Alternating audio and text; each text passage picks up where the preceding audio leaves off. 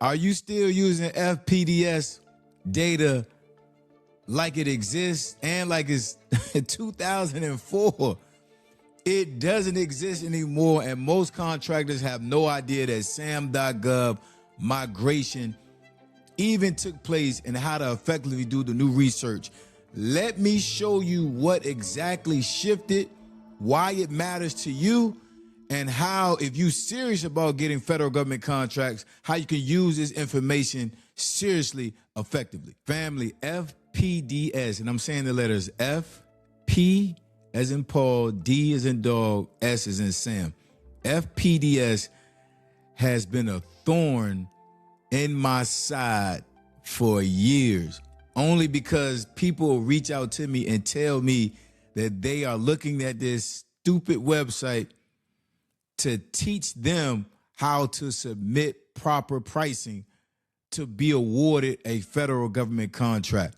And it is the craziest thing I've ever heard and listened to in my entire life. But the big thing is SAM.gov has decommissioned that website, FPDS, and now all contract award data is actually on SAM.gov.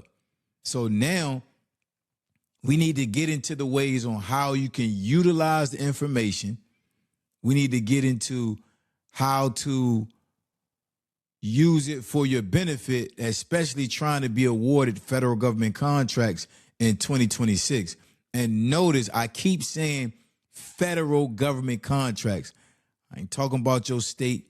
I ain't talking about your local. I'm talking about on the federal level. If you're new to this channel, I'm Jay White, first name, last name. I've been doing this since 2008, baby. I've been awarded over 250 plus federal government contracts for work I haven't seen, workers I haven't seen them do the work either, or seen the facility where the work is being done at. I have over 25,000 plus students get into the federal government contracting process. I never teach how to win. Winning will take care of itself. I only teach the process, because if you learn how to fish, you can feed yourself for years. So I'm going to teach you the process. Now, FPDS was a site that a lot of people used to see what the awarded contracts were. And throughout this video, I'm going to place a couple of screenshots up here so you can see what the SAM.gov version looks like of what FPDS was. But how individuals used it was wrong. So they would look at a contract, they would go to this website, they would look at a contract and look at what the contract value was. So let's just say it's 2026 like it is, and I go to this website and I look at what an awarded contract was from 2021 to 2025, right? So a 4-year contract, they got awarded in 2021. I'm looking at that thing in 2026. Now, most people that don't know much about government contracts will say, that is a smart idea, Jay White. You should look at the past to use the past to build what the future is, future pricing. But listen, Slim, this is not real estate. Real estate, you should look at what the comps are from back in the day. So when you sell a house, when you sold a house in 2021 and now you finna sell a house in 2026, it makes sense that that price value will go up, right? So you can accurately look at that data and measure what your price point should be for the current market. But with federal government contracting, it don't work like that. It don't work like that. If I take a contract value from 2021 and it was a 4-year contract to 2025, and I base my price point off of those numbers in 2026, I already lost. I am behind the 8 ball. It's over for me. The saying is true. Yesterday's price is not today's price. It never has, never will be. Now, how you should be using awarded contracting data is like this. Now, take 5 seconds, get you some pen, get you some paper, Yeah, you heard me. Get you some pen. Get you a pen. Get you some paper. Write these notes down. Obviously, you can go back and rewind, but look, I want you to be like Jay-Z, one time kill. You hear it one time, you got the information, and then you go ahead on and start to execute it. This is how you should be using contract award data, especially in 2026. Look at the contracts that have been awarded in the industry you're looking to submit proposals for. And I'm going to do a part 2 where I'm doing nothing but screen sharing, right? I'm going to do a part 2 where I'm doing nothing but screen sharing, and we're going to go through the whole gambit, right? I'm going to do that fairly quickly, but I want to talk through it first. So then when we do the screen share, it's more clear to you, having those aha moments, if that makes sense. So contract and award data should be utilized like this. Look at the contracts that's been awarded in your industry.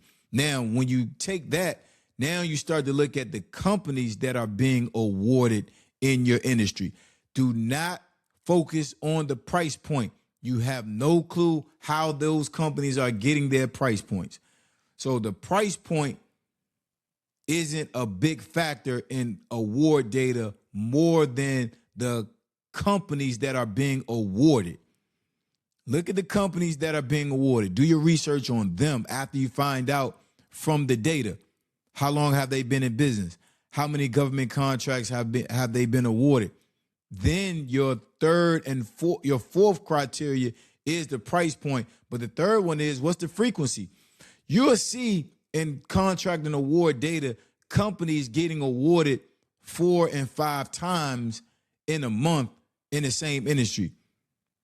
That means something. That either means they're being sole sourced or it's lack of competition in that industry. And if it's lack of competition in that particular industry, guess who should be in that industry? You should. That's how I use contracting data. Man, it's only one company being awarded in the last 3 months, and they got awarded 4 times each month. Lack of competition, I'm on their head. I'm over there. I'm over there instantly. That's how I'm using the data. The price point now is the fourth thing that I'm looking at. Now, when I'm looking at the price point, the only thing I'm paying attention to is, okay, when they got awarded the contract, it could be yesterday, it could be last month, it could be last week. When they got awarded the contract, their price point is specific to what's happening in that industry.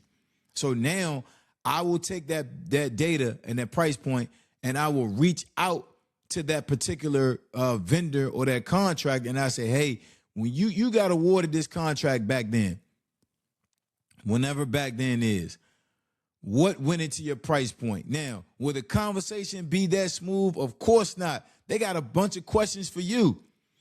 So outside of making that call, let's just say you're an introvert. So outside of making that call, the next way I would use the price point is I'm not going nowhere near that price. So when I'm reaching out to my subcontractors and I'm getting quotes from them, I'm judging where they are with that price point without telling them.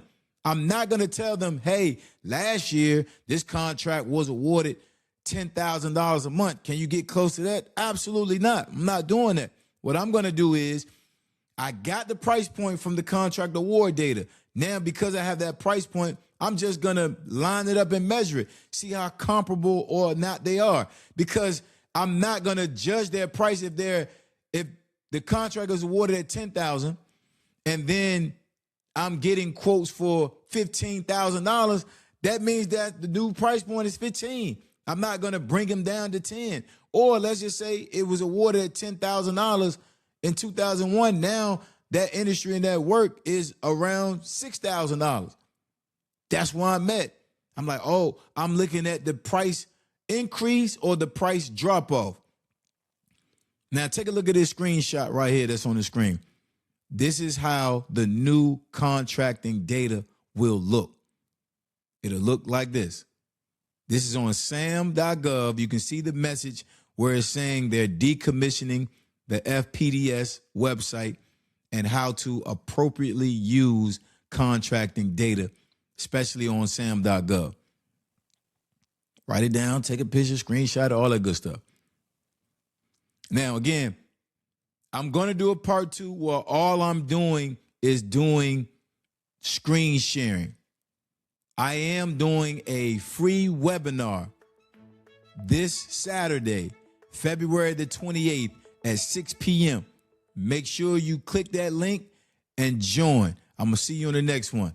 I'll holla.